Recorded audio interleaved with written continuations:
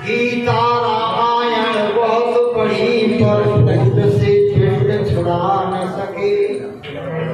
बस में जिनके आनंद बसे अब तक न उसे पहचान सके। धनवान बने बलवान बने ममता की पिपास बुझा न सके।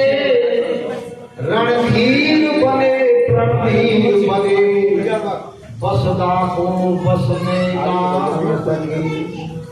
हंस बने और बराग बने मन मानस में लहरा न सके। बस में जिनके आनंद बसे अब तक न उसे पहचान सके। मंच पर उपस्थित समस्त आर्य भद्र पुरुषों, सन्यासी, वानप्रस्थी, महानुभाव, उपदेशक, विद्वान, धर्म प्रेमी भाइयों बहनों, माता, बालकों, साथियों, ईश्वर की महान कृपा, उसकी कृपा के द्वारा ये अवसर प्राप्त हुआ है। सबने मिलकर के वेद मंत्रों से आचार्य के द्वारा यज्ञ किया है और पश्चात उपदेशकों के आपने को जो बहनों के भजन गीत सुने, मैं थोड़ी सी चर्चा करूंगा। आज हमारे देश में विदेश में भी शिवरात्रि का पर्व मनाया जा रहा है। पूरे देश में और देश से बाहर जहाँ भी भारतीय व्यक्ति है या विदेशी भी है, वो इस पर्व को बड़ी श्रद्धा से मना रहे हैं। हमने भी मनाया और प्राचीन समय से इन पर्वों को लोग मनाते चले आ रहे हैं। पर्व दो प्रकार के होते हैं। एक ऐतिहासिक पर्व होते हैं जो किसी समय से शुरू हुए, किसी व्यक्ति के माध्यम से, किसी तारीख से, जैसे रामनवमी,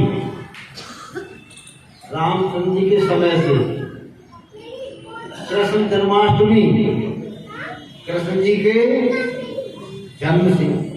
इससे पहले ये पर्व नहीं मनाए जाते थे। और कुछ पर्व है प्राकृतिक, प्रकृति के हिसाब से, मौसम के हिसाब से, उनकी कोई तिथि तारीख नहीं है, वो तो जाने कब से चले आ रहे हैं। ऐसे ही हमारे जो पर्व हैं प्राकृतिक हैं और कुछ पर्व ऐसे हैं जो महाभारत के पश्चात या पौराणिक स्थिति के पुराण काल से वो कथाओं के माध्यम से, लीलाओं के माध्यम से शुरू हो गए हैं। और आप किसी को समझो, ये शिवरात्रि का पर्व जो आज मनाया है हमने, इसी प्रकार का पर्व स्वामी दयानंद महाराज से संबंधित है। इसको ऋषि बोध उत्सव कहते हैं। इस पर्व के दिन स्वामी जी को बोध हुआ, बोध माने ज्ञान हुआ, एक जागृति पैदा हो गई।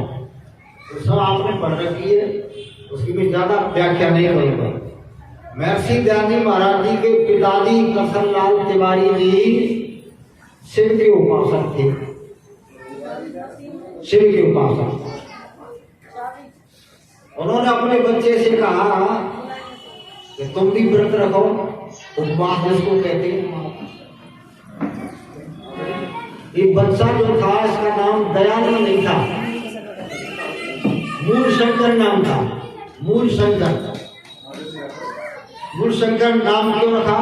मूल एक नक्षत्र होता, उस नक्षत्र में पैदा हुआ, इसलिए मूल शंकर रख दिया है जी। ऐसा रख देते लोग। मूल शंकर से कहा पिताजी ने तो व्रत रखो, क्या भूखे रहो, शिव जी की भक्ति करेंगे, शिव जी कल्याण कर देंगे। माता जी ने मना किया कि बच्चा दिन भर भूखा नहीं रहेगा, बच्चा है भूख सहन नहीं करेगा। पिताजी ने करना, इसको भूखा रहना पड़ेगा, व्रत रखना, उपवास इसको रखना पड़ेगा। रख लिया, बच्चे ने बात मान ली। अब भूखा रहा दिन भर ये मूल शंकर। तो पिताजी क्या करें, शिव जी के मंदिर में चलेंगे, शिव जी कल्याण कर देंगे, रहो ना। बच्चा चला गया, बच्चों में श्रद्धा होती है। रात्रि में ये जब गए मंदिर में तो सब भक्त जागते रहे और ये कहा गया कि जो सो गया उसका कल्याण नहीं होगा। बालक जागता ना, सोना नहीं चाहिए, कल्याण नहीं होगा। देखा जो रात्रि हुई तो चाचा जी सो गए, पिताजी सो गए, पुजारी सो गए, सब भक्त लोग सो गए, ये सो गए, नींद आ गई। और ये क्या करता, अपनी आंखों पर पानी छिड़क देता। सो नहीं तो सो गया तो कल्याण नहीं होगा। अब पानी छिड़कता रहा, जागता रहा, क्या देखा, रात्रि में जो शिव जी के ऊपर सामान चढ़ाया मूर्ति के ऊपर, बालक ने देखा कि ये चूहे निकल के आ रहे हैं और सामान को ले जा रहे हैं, खा रहे हैं। और ये महादेव जी तो कुछ कहते नहीं, ये महादेव जी बोलते ही नहीं, सामान जा रहा है, करवट भी नहीं देती। ये क्या मामला है? जगाया पिताजी को, ये महादेव जी का सामान जा रहा है, महादेव जी सामान को बचा नहीं सकते, हमारा क्या कल्याण करेंगे? पिताजी ने कहा चुप रहो, बोलो मत। बच्चा था नहीं था, फिर देखता रहा, यही दृश्य देखा तो उसने कहा पिताजी ये कैसा महादेव, ये तो अपने सामान की रखवाली ना करे, हमारी रक्षा क्या करेगा ये? तो यही महादेव है, यही है असली महादेव। पिताजी ने कहा बड़ा महादेव तो कैलाश पर्वत पर है, ये छोटा है। बच्चे के दिमाग में बात बैठ गई, बड़े को देखूं, बना भी कहीं ऐसा ही तो नहीं है जैसा ये है। और देखो, देख करके आदमी को ज्ञान होता है। वेद में हमारे आचार्य बैठे जो मंत्र बोलते हैं, सबको याद है। वेद में लिखा है भद्रम करने भी सुनयाम देवा भद्रम पश्चिम मां की यजत्रा। ऐ दुनिया के लोगों, इन कानों से सुनो, आंख से इनसे ज्ञान होता है। तो भगवान ने ज्ञान इंद्र दी है, इनसे देख करके ज्ञान प्राप्त करो और कान से सुन करके। बच्चे ने आंख से देखा कि ये कोई महादेव नहीं है, ये नकली है, ये हमारी रक्षा नहीं करेगा। अब देखो मूर्ति पूजा सब तुम करते हो, पर 100 लोग देखते नहीं है ऐसे। उसने देखा गौर, उसने चिंतन किया, कहा असली महादेव कौन है? का यही होता है और कुछ नहीं। रात्रि में चल दिया, चल करके कहाँ पहुंचा? मंदिर से आकर के माँ के पास। जैसे बहनी अभी सुना रही थी ना, थी रात मेरी भाई, आकर आवाज लगाई, दरवाजा खोलो माई, वो शिव जी मिला नहीं। माँ के पास पहुंचा, माता जी तुम जिसको शिव जी कहती थी वो तो सामान को रखवाली ना करे, चूहे आए सामान ले जाते रहे, वो शिव जी तो हिला भी नहीं। माता क्या उत्तर देगी बेचारी? अब माता क्या उत्तर दे? इसको उत्तर तो बड़े बड़े व्यक्ति भी नहीं दे पाते। माता चुप हो गई, कहने लगी चुप रहे, यही शिव है और कुछ नहीं। ये शिव मेरी समझ में नहीं है। वो शिव बता जो सच्चा शिव हो, हमारा कल्याण करे, ये क्या करेगा? माता ने चुप कर दिया। बच्चे के अंदर तो वो एकदम से भाव जाग गए, या ये समझो संस्कार जग गए। ये शिवरात्रि ने देश का भाग्य जगह इसके बाद देखो घटना को देख करके आदमी बदलता है। एक तो ये बालक है, इसने मूर्ति को देख लिया, उसने समझा कि ये मूर्ति जड़ है, ये चेतन, ये मूर्ति कुछ नहीं कर सकती, प्रतीक है। जैसे तुम अपना फोटो बनवा लो, तुम्हारा फोटो जो है वो कहीं रख दो, फोटो कुछ कर नहीं कर सकता, तो तुम्हारे घर की रखवाली गौरव कर सकता है क्या? आ रहा है ना समझ? यही ज्ञान है, यही ज्ञान है। जिस व्यक्ति को ज्ञान हो जाए कि ये चीज सत्य है या असत्य है, सही है या गलत है, ये सब के सब बात बुद्धि है, तो बुद्धि से काम में उसकी बुद्धि जो है समझ तीव्र है, वो आगे दुनिया में काम कर जाता है। माँ ने पिता ने बच्चे को रोका, पर बच्चे ने ये समझा भाई मैं तो सच्चे शिव को समझूंगा, सच्चा शिव कौन सा है, ये शिव मेरी समझ में। एक तो ये घटना देख करके देखो ज्ञान प्राप्त करो, और एक दूसरी घटना उसी मूल शंकर की बहन मर गई। बहन, ये कहानी नहीं है, सच्ची घटना। बहन मर गई तो जमीन पर पड़ी है, न आंख चलती है, न उसकी जो सांस लेती है, न हिलती है। मूल शंकर देख रहा है ये क्या हो गया, बहन में से क्या चीज निकल गई। आंख तो मौजूद है, देखती नहीं, मुंह मौजूद है, बोलती नहीं, कान मौजूद है, सुनती नहीं, ये क्या हो गया। और शरीर जो करते ऊपर आए, मूर्ति असली जो है वो बड़ी है, पर तो कोई चीज निकल गई। ये सब लोग रो रहे, पर ये सोचता ही रहा तो ये क्या मामला है। लोगों ने कहा मृत्यु है। तो ये क्या होता है कि शरीर में से जीवात्मा निकल जाता है और फिर लौट करके यही आता है, उसको मृत्यु कहते हैं। जीवात्मा का शरीर का मिल जाना जन्म, और वियोग हो जाना बोलो क्या है, मृत्यु है। ये तो बड़ा मामला विचित्र है, ये तो हमारा भी होगा। बालक ने देखा दूसरा चिंतन। तीसरा उनके चाचा की मृत्यु हुई टंकारा नाम के गांव में, गुजरात में। चाचा की मृत्यु हुई तो चाचा का भी यही हाल, जमीन पर लेटे न बोले न, वो खिलाते थे। ये क्या हो गया, मृत्यु। बच्चे ने सोचा एक तो ईश्वर सच्चा शिव, और दूसरी मृत्यु, ये मामला क्या, इसको समझना चाहिए। अब वैराग्य पैदा हो गया, वैराग्य पैदा हो गया तो बच्चे ने समझा चलो अब यहाँ से किसी व्यक्ति से पूछो ये क्या मामला है। जब घर से जाने की बात सोची, माता पिता को पता लग गया कि लड़के को वैराग्य हो गया, ये घर छोड़ दे। उन्होंने विवाह की तैयारी कर ली, विवाह में फंसा दो, ये जो यही रहे। विवाह की तैयारी कर ली। मूल शंकर ने सोचा विवाह हो जाएगा तो मैं समझ नहीं पाऊंगा, फंस जाऊंगा। मौका पाकर के बहनों भाइयों घर से निकल गए, चुपचाप निकल गया। किसकी खोज में, सच्चे ईश्वर को बताओ, सच्चे महादेव को। ईश्वर को महादेव कहते, सच्चे ईश्वर को बताओ मृत्यु क्या है। बड़े बड़े साधु संतों से मिला, घर से निकल के चला गया, वापस घर नहीं आया। अकेला लड़का था, पिताजी पूछते रहे। चलते चलते बालक कहाँ गया, घूमता रहा, चलते चलते ये जो है वर्षों बीत गए। साधु सन्यासियों से कहा बताओ महादेव कहाँ है। किसी ने कहा कैलाश पर्वत पर देखा तो कोई मिला जो गाँव में। हमने कहा ये तो वैसा ही है, समझ में नहीं आता। असली बताओ, लोग कह रहे असली हम जानते नहीं, असली हम जानते नहीं, यही जानते हैं। वर्षों तक चक्कर लगाते लगाते बहनों भाइयों, कितने वर्ष बीते गए, 14 वर्ष। रामचंद्र जी 14 वर्ष वन में रहे, और ये 14 वर्ष भगवान को खोजते रहे। मानपुर जो है 14 वर्ष के पश्चात कहाँ गया। चलते चलते सारे देश में घूमा, सन्यासियों ने इसके जेवर आभूषण उतार लिए, सब कुछ ले लिया, पढ़ाया लिखाया लोगों ने, पर वो सच्चा से किसी ने।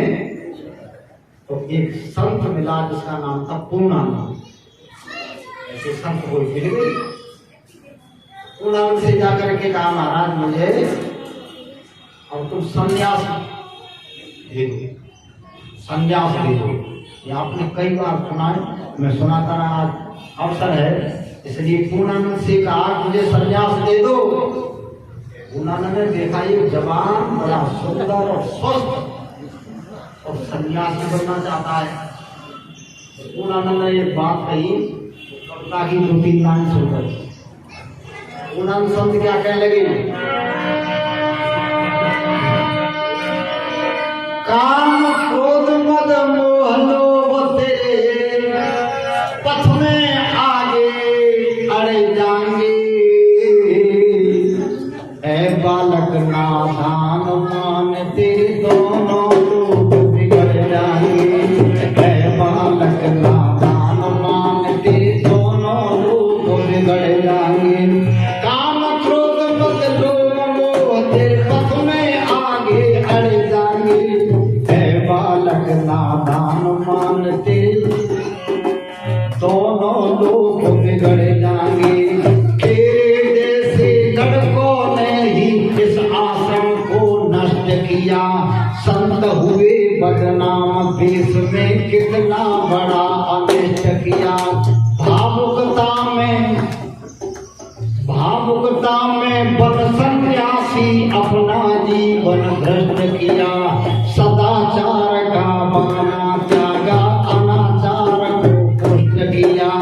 बाली उम्र में साधु बन के घोर नरक में पड़ जाएंगे, ऐ बालक नादान मानते दोनों लोग बिगड़ जाएंगे, ऐ बालक नादान मानते दोनों लोग बिगड़ जाएंगे। काम क्रोध मद लोभ पथ में आगे अड़ जाएंगे, ऐ बालक नादान मानते दोनों लोग। पूर्णानंद कहने लगे सन्यासी मत बने, बहुत कठिन है। स्वामी जी वैसे हमारे पास एक आर्य समाजी है, सन्यासी बन गया कोई और घर से भी चल गया और खाने को नहीं मिला और मांगना आता है नहीं, एक दिन भूखा रहे, 2 दिन भूखा रहे, 3 दिन कपड़े उतार के चले जाते। बहुत मुश्किल है, क्यों जी, बहुत मुश्किल है। ये आर्य समाजी भीख नहीं मांगते और सन्यासी भीख मांगते हैं, उनके पास विद्या होती नहीं और भीख भी कोई जानता नहीं। इन आर्यों के पास तो विद्या, सन्यासी कोई बनता है जो कुछ जानता है। आर्य समाज के सन्यासी में ये बड़ाई नहीं कर रहा, अन्य सन्यासियों में तो गायत्री मंत्र तक बोलना नहीं आता और सन्यासी बन गए। कहा भगवान को याद करें क्या सन्यास। पूर्णानंद कहने लगे सन्यासी मत बने, बहुत कठिन है, बड़े बड़े लोग फिसल गए, तो क्या करूं महाराज, तो ब्रह्मचारी रहे। और पूर्णानंद ने कहा ब्रह्मचारी रहना भी बड़ा कठिन है, जीवन भर ब्रह्मचारी रहना बहुत कठिन है, हर व्यक्ति नहीं रह सकता। पता नहीं कब आदमी फिसल जाए, कब गिर जाए। बड़े बड़े व्यक्ति जो है ब्रह्मचारी रहे और कुछ जब उम्र बड़ी उम्र में जाकर के गिर गए, पत्ते तो हो गए, तो क्या कहा उन्होंने, ब्रह्मचर्य का काम कठिन है, तेरी है नादान उम्र, पग पग पर फिसलन का डर है, जहरी है नादान उम्र, पग पग पर फिसलन का डर, जहरी है नादान उम्र। ब्रह्मचर्य का काम कठिन है,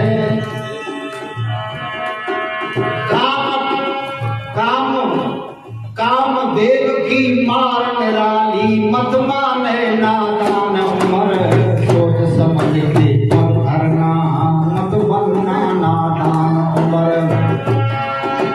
तेरे कोमल तन के अंदर काम के कांटे गड़ जाएंगे, ऐ बालक नादान मान तेरे दोनों लोग बिगड़ जाएंगे। ब्रह्मचारी भी रहना कठिन है। महाराज फिर क्या करूं, सन्यासी तुम दो नहीं और ब्रह्मचारी की भी मना करते, फिर क्या करूं, गृहस्थी बन जाओ। ना महाराज गृहस्थी ना बनूंगा, अब ये प्रतिज्ञा करता हूं गृहस्थी नहीं बनूंगा, घर छोड़ के चला गया। और सुनो महाराज, तुम कहते हो ब्रह्मचारी रहना कठिन है, अब मेरी बात सुन लो। तुमने अपनी कह दी, अब मेरी सुन लो। तो दयानंद ने, दयानंद नाम अभी नहीं जानता, अभी तो मूल शंकर ही नाम है, मूल शंकर नाम है। अब क्या कहा गुरु जी, एक बात सुनो। चंद्र टले सूरज टल जावे, प्रतिज्ञा करना है। चंद्र टले सूरज टल जावे और दुनिया का व्यवहार टले और अचल टले अचल टले अचला टल जावे, दुनिया का व्यवहार टले। लेकिन बंध्या के हो पुत्र, बंध्या के हो पुत्र, प्रभु की रचना बारंबार टले। लेकिन मेरा व्रत गुरु जी टले नहीं संसार टले। लेकिन मेरा व्रत गुरु जी टले नहीं संसार टले। मेरे वज्र शरीर के तन में काम के कांटे मुड़ जाएंगे, ऐ बालक नादान मान, तेरे दोनों लोग बिगड़ जाएंगे। प्रभु जी, गुरु जी, सूरज अपनी जगह छोड़ दे, चंद्रमा नियम छोड़ दे, पृथ्वी नियम छोड़ दे और सृष्टि के सारे नियम टूट जाए, बन जाके पुत्र भी हो जाए, संसार का सारा व्यवहार टल जाए, पर मैं अपने दिल से टलूंगा नहीं, मैं ब्रह्मचारी रहूंगा। आप मुझे संन्यास दो या मत दो, ये तुम्हारी मर्जी है। देख लिया, परख लिया कि ये जो है पक्का है, व्रत ले रहा है, तो आखिर में संन्यास दे दिया पूर्णानंद ब्रह्मचारी ने। आखिर में संन्यास दे दिया पूर्णानंद तपधारी ने। विद्या दान और दे दो का दयानंद ब्रह्मचारी ने। विद्या दान और दे दो का दयानंद ब्रह्मचारी ने। उन्होंने संन्यास दे दिया और नाम रख दिया दयानंद। इस दिन से इनका नाम दयानंद रखा है। कहा महाराज मुझे विद्या और दे दो। विद्या आपने संन्यास दे दी, देख लिया बढ़िया, अब संन्यास दे दो, कपड़े रख लो। संन्यास दे दिया, नाम दयानंद रख दिया, महाराज विद्या दे दो। गुरु ने क्या कहने लगे, विद्या देने कि अब मेरे सामर्थ्य नहीं, बेटा वृद्ध हो गया, मैं पढ़ा सकता नहीं, अब मैं पढ़ा नहीं सकता। हमारा फिर विद्या मिलेगी। अब मेरा एक शिष्य है, नाम ब्रजानंद है, मथुरा में रहता है, आंखों से अंधा है और वेदों का सूरज है। धरती पर इस समय वेदों का सूरज वो ब्रजानंद है, उसके पास चले जाओ, वो पढ़ाया करता है। गुरु जी आंखों से अंधा वो क्या पढ़ाएगा, तो आंखों से अंधा पर चारों वेद कंठ से याद है। वहां से चल दिया और ब्रजानंद के पास आकर मथुरा में दयानंद पढ़ा और पढ़ करके सारे देश में हलचल मचा दी। और देखो एक घटना से देख करके बदला और कहां से कहां पहुंच करके 200 वर्ष हो गए उसके जन्म को। इस 12 तारीख को आप लोग गए, 200 वर्ष हो गए। 200 वर्ष पहले कोई व्यक्ति भारतवर्ष में ये नहीं कहता था कि स्त्रियों को पढ़ाओ। कोई पाठशाला नहीं थी, भारतीय लोगों की कोई पाठशाला लड़कियों की कोई नहीं पढ़ाता था। सबसे पहले दयानंद नारी शिक्षा का प्रचार होना चाहिए। बहनों के पढ़ने के लिए विद्यालय खुले और किसने खोले, उनके शिष्य स्वामी दयानंद के चेला स्वामी श्रद्धानंद, जिन्होंने गुरुकुल कांगड़ी बनाई। स्वामी श्रद्धानंद की 2 लड़की थी जिन्होंने गुरुकुल कांगड़ी, उनकी दोनों लड़की, उन्होंने कहा पढ़ाओ लड़कियों को भाई। लड़कियों को पढ़ाने का भेजा। ईसाइयों के गुरुकुल अंग्रेजों का राज था, ईसाइयों के स्कूल में लड़कियों को पढ़ने भेज दिया। एक लड़की का नाम था वेदवती, मुझे दूसरी का नाम याद नहीं आ रहा है। दोनों बहन जब पढ़ने गई विद्यालय में, स्वामी श्रद्धानंद की लड़की, तो क्या पढ़ाते थे उन विद्यालय में ईसाइयों में, प्रार्थना बोलते हैं सवेरे सवेरे प्रार्थना बुलवाते हुए कहते बोलो ईसा ईसा बोल तेरा क्या लगेगा बोल, ईसा तेरा राम रमैया, ईसा तेरा कृष्ण कन्हैया। लड़की सीख आई प्रार्थना को। आगे स्वामी श्रद्धानंद को सुनाई। स्वामी श्रद्धानंद को पिताजी प्रार्थना सुनो, सुनाओ क्या प्रार्थना करती हो।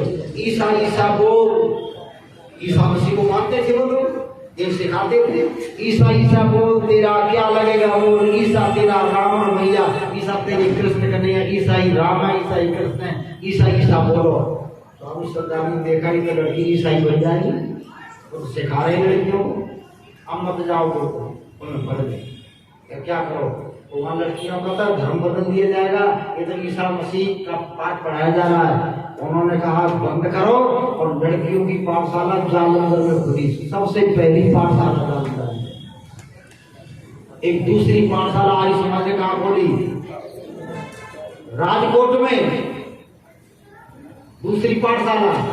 जब जालंधर में पाठशाला लड़कियों की खोली तो लोगों ने कहा आर्य समाजी लड़कियों को पढ़ा रहे, वो बहुत बुरा काम कर रहे। लड़की पढ़ गई तो विद्यालय कहा चिट्ठी लिखेंगी थी, भाग जाएंगी, पाठशाला बंद करो लड़कियों की। किन्होंने कहा यहाँ के तथा कथित पाखंडी लोगों ने लड़कियों की पाठशाला बंद करो। तो पंडित तुलसीराम युवक था, वो लड़कियों की पाठशाला में पढ़ाता था। और तो पढ़ाने वाले थी नहीं उस समय, पुरुष पढ़ाई शुरुआत हुई। पंडित तुलसीराम की पाठशाला से पढ़ा करके घर को आ रहा था, छुट्टी करके जालंधर बाजार में। तो तिलक लगाने वाले पाखंडी ढोंगी हमारे देश के जो आर्य समाज के विरोधी थे, उन्होंने क्या कहा, भाई रुक, कहां से आया, पढ़ा करके पाठशाला बंद कर दे। लड़कियों को पढ़ाना किसी ग्रंथ में नहीं लिखा है। अगर लिखा है तब पढ़ाता हूं। कहाँ लिखा है, वेद में लिखा है। अब बता कहाँ लिखा है, तो ये मंत्र ये जानते हैं, यथेमा वाचन कन्याणी मावदानी तलेभ्य, पढ़ने का अधिकार स्त्रियों को पुरुषों को बराबर है, वेद में लिखा है। और दयानंद ने बताया है, इसलिए मैं पढ़ाऊंगा। उन्होंने कहा हम नहीं पढ़ाने देंगे। सत्य घटना है, जालंधर के बीच बाजार में पंडित तुलसीराम युवक को पाखंडियों ने पकड़ करके सड़क पर डाल दिया और उसके शरीर में भाला छेद दिया। भाला छेद के जब निकाला जाता तो उसमें नमक मिर्च डाल देते। उसने कहा पढ़ाएगा, उसने कहा जिंदा छोड़ दिया तो पढ़ाऊंगा। मार दिया जालंधर बाजार में पंडित तुलसीराम युवक। लिख लो, इतिहास में लिखना, जालंधर के बाजार में मरा वो। तब कहा उस पंडित तुलसीराम युवक ने, ऐ लोगों, मेरी बात, दयानंद की बात और वेद की बात तो मानते नहीं हो, पर किसी दिन तुम्हारे सिर पर चढ़ के बोलेगी तो रोक नहीं पाओगे, लड़कियां पढ़ेगी। ये जादू है दयानंद। तुलसीराम युवक तो बढ़ गया, लड़कियों की पाठशालाओं में जाल देश में बिछ गया।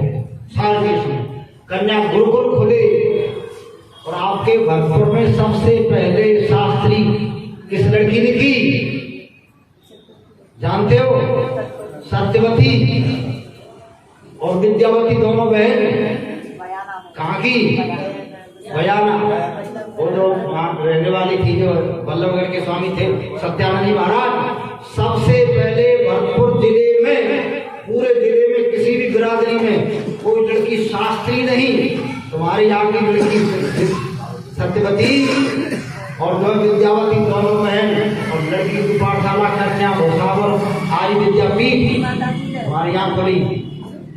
इसलिए आर्य समाज ने जो शिक्षा का काम किया, स्वामी दयानंद महाराज का जादू है ये, सारे देश में जाम फैल गया और तो रोक नहीं पाएगा। विदेशों में भी लड़कियां पढ़ाई, विदेशों में, देशों में। यह दयानंद का ये कह रही थी बहन जी कि रात मेरी भाई आकर आवाज लगाई, दरवाजा खोल मेरी भाई, वो शिव जी मिला नहीं। ये घटना से देख करके दयानंद कहाँ पहुंच गया और देश में क्या कर गया। आज सारे देश विदेशों में, और देखो 12 तारीख को मोदी जी को कहना पड़ा, चाहे वो कुछ भी मानते हो, चाहे और लोग कुछ भी मानते हो, सारे देश के सामने कहना पड़ा कि दयानंद का काम है नारी शिक्षा का और अछूत उद्धार का। अछूतों को स्वामी दयाजी महाराज को लोग जब श्रद्धा से खिला रहे थे, एक व्यक्ति रोटी बना के ले आया और स्वामी जी को रोटी खिलाने लगा। तो लोग क्या कहने लगे, स्वामी जी ये किसकी रोटी खा रहे हो? और स्वामी जी ब्राह्मण परिवार के और बड़े बड़े लोग बैठे थे और स्वामी जी उसकी रोटी श्रद्धा से लाया, उसकी रोटी खाने लगे। स्वामी जी किसकी रोटी खा रहे हो? किसकी? तुम्हें दिखाई नहीं देती? तो ये जो रोटी बना के लाई नाई है, नाई की रोटी खा रहे हो। स्वामी जी ने कह रहे नाई की नहीं, गेहूं की नहीं, देखो गेहूं पहला व्यक्ति था, वो पहला व्यक्ति था जो भेदभाव छुआ था, उसको मिटाने वाला था। ऐसा व्यक्ति कोई आया नहीं इस प्रकार का भेदभाव मिटाने वाला। कि कितने जीवन की घटनाएं, उसकी घटना सुनाते रहे तो कई दिन तक सुनाते रहे तब पूरी ना होगी। बहुत कुछ हम लोग पढ़ते रहते हैं स्वामी दयानंद महाराज को, इसलिए गौरव भाइयों उसको आज के दिन बोध हुआ था, ज्ञान हुआ और आपको भी ज्ञान हो जाता है और आप जानते हुए फिर मानते नहीं, निकल नहीं रहे उस मानते से, निकल नहीं रहे, ज्ञान हो जाता है। कि हमारे भाई नारायण देव जी ये चढ़ावा में पढ़ाते थे, चढ़ावा में एक सही संस्कृत कॉलेज चढ़ावा में दालमिया का नगर है, वहाँ मैं गया। इन्होंने अपने साथियों से कहा हमारे भाई साहब आए, उनका प्रोग्राम थोड़ी देर करा लो, यहाँ क्या है आर्य समाजी विचारधारा के, और इनके साथ जो पढ़ाता था वो कोई छोरण का जैसे मानते हो वो था। आप लोग जो है मूर्ति पूजा को नहीं मानते होंगे, सुन लो कार्यक्रम ना आर्य समाजी मूर्ति पूजा को नहीं मानते, उनका कार्यक्रम कराएंगे, हमारी रोटी रोजी का सवाल है। और वो मंदिर में पुजारी था, उन्होंने कहा तुम्हारा को खंडन नहीं करेंगे और सुन लो। तो मैंने कहा मूर्ति पूजा को हम जो है मानते, किसको मानते? हम जीवित मूर्तियों को मानते की पूजा करते, और जड़ मूर्ति को मानते तो जड़ ही मानते, उसको चेतन नहीं मानते। जड़ को जड़, चेतन को चेतन। ये जिस दिन समझ में आ जाएगा उस दिन समझो तुम जो है वेद को समझ जाओगे और बोध हो जाएगा। आज जो हम जानते ये जड़ है पर फिर भी मानते नहीं। एक दलील लेकर समाप्त करो कार्यक्रम। देखो शिक्षा प्रकाशन कवरत्न थे ना अजमेर के रवि रत्न, उनको गुरु मानता था, कविता सीखता था, उन्होंने 2-3 लाइन लिखी है, शिक्षा ले ले यही समय और ये जग क्या है विद्यालय, और जान उसी को ज्ञानी आलम जिसने ये पुस्तक दी, बात और झूठ नहीं कहता हूँ। तो क्या कहते थे कि दुनिया विद्यालय, इसमें से सीखो, पशुओं से शिक्षा लो, पक्षियों से लो। कैसे लो? देखो आपको बात तो बुरी लगेगी, लग जाए, मुझे तो कहना है, समझ में आ जाए, मान लेना। क्या कहते थे? ऐ लोगों सुनो, पशु पक्षी सीखते हैं, जानते हैं, उनके बराबर ही सीख जाओ। कैसे? एक मूर्ति है, एक मूर्ति है, किसकी है? अब ये समझ लो आपको है, पक्षी जो है वो पक्षी आकर के उड़ के आएंगे और हमारी मूर्ति बनी है, कोई गांधी जी की है, सुभाष जी की है, नेहरू जी की है, इंदिरा जी की है, बनी होती है ना मूर्ति, उस पर आकर के पक्षी बैठ जाएंगे और गांधी जी के हाथ में डंडा लगाए और पक्षी आगे झोपड़ी बैठ गए। अब पक्षी को इतना ज्ञान है कि गांधी डंडा नहीं मारेगा, डंडा मारने वाला मरेगा। ये तो क्या है? नकली है। पक्षी जानता है ना, देखो गांधी जी की खोपड़ी बैठ जाएगा, पीट कर जाएगा, खूब आज बैठे कल बैठे रोजाना बैठे, वो समझ गया ये जड़ है, चेतन। पक्षी को ज्ञान है ना, एक बात ये तो पक्षी को। और एक नकली चूक, नकली बिल्ली बना दो, नकली बिल्ली बना दो, आटे की बना दो और चूहा वहां आ जाए, तो चूहा देखेगा न तो आंखें चले इसकी, न सांस ले, न हिले। बिल्ली से चूहा डरता है और वहां आएगा और देखेगा ये हिले न डुले, आटे की तो बिल्ली को खा जाएगा। वो समझ गया ये, बोलो क्या है, नकली चूहा समझेगा। और बिल्ली के आगे नकली चूहा बना दो, नकली चूहा, तो बिल्ली चूहे को छोड़ती नहीं, पर पहले देखेगी सांस लेता है नहीं लेता है, आंख हिले न डुले। तो बिल्ली देखी नकली लोहे का है, क्यों अपने दांत तोड़ खामा, उसे दांत भी ना लगाएगी। बिल्ली चूहे को समझ गई और चूहा और पक्षी गांधी जी को मूर्ति को समझ गए। अब पशु लोग खेत में डरावा खड़ा कर देते हैं, खेत में बनाते हैं ना किसान, एक लकड़ी में सर्फ टांग दी, कुर्ता पाजामा इत्यादि, और हाथ में जो डंडा था वो डरावा कहते हैं, इसको विधवा कहते हैं लोग, है जी। अब पशु देखेंगे भाई खेत वाला खड़ा है, पर ये डंडा न नीचे हो न ऊपर हो, न हिले न डुले, तो आएंगे वहां चल जाएंगे, उसको भी गिरा जाएगा। अच्छा बताओ, अब आदमी के सामने तुम कोई मूर्ति रख दो, किसी की रख दो, आदमी क्या करेगा, MA BA professor doctor master MLA MP है जी, ये जाएंगे हमारा खर्चा करना, ध्यान रखना। अब जब चुनाव में खड़े हो गए क्या कुछ भी हो, वो अकल के दुश्मन हो तुमसे, तो पक्षी अच्छे, पशु अच्छे, वो असली और नकली को पहचाने, और आदमी अभी तक असली नकली को, दयानंद यही पहचान गया था शिवरात्रि, असली क्या है नकली क्या है, आए समझ में। इसलिए अब चिंतन करो, सोचो। मैं ये नहीं कहता मूर्तियों को तोड़ो फेंको ना, मूर्ति रखो, खूब रखो, घर में अपने पुरखों की रखो और महान पुरुषों की रखो, देवताओं के जितने उनकी रखो, और तुम उसे प्रार्थना मत करना हमारी रक्षा करना, ये तुम्हारी रक्षा नहीं करेगा। कभी कभी सरदार में कह देता भाई हमारे पिताजी का हो गया देहांत और हमारे पिताजी की मूर्ति बनवा रही है, वो कमरे में रखी है। अब मैं प्रचार में जाता हूँ बाहर, तो मैं कह के जाऊँ पिताजी बाहर जा रहा हूँ, घर की रखवाली रखना, तुम्हारा ही घर है ये सामान तुम्हारा ही है। अच्छा हम चले जा बाहर, पीछे से आजा चोर, सामान चोर बांध रहे, पिताजी देख रहे मुटो मुटो, फिर बोरी ले चोरों ने सामान रख लिया बोरी में और ले जा रहे, सामान पिताजी का ही खरीदा हुआ था, कुछ मेरा था, सब भर लिया बोरी में। उन्होंने सोचा पिताजी को भी ले चलो, उतार कर पिताजी की बोरी भर लिए, पिताजी जा रहे, सब सामान जा रहा है, तो मेरे पिताजी मेरे घर की रखवाली ना कर सके, ये राम लक्ष्मण इस बार बाग है, रखवाली करेंगे, चिंतन करो।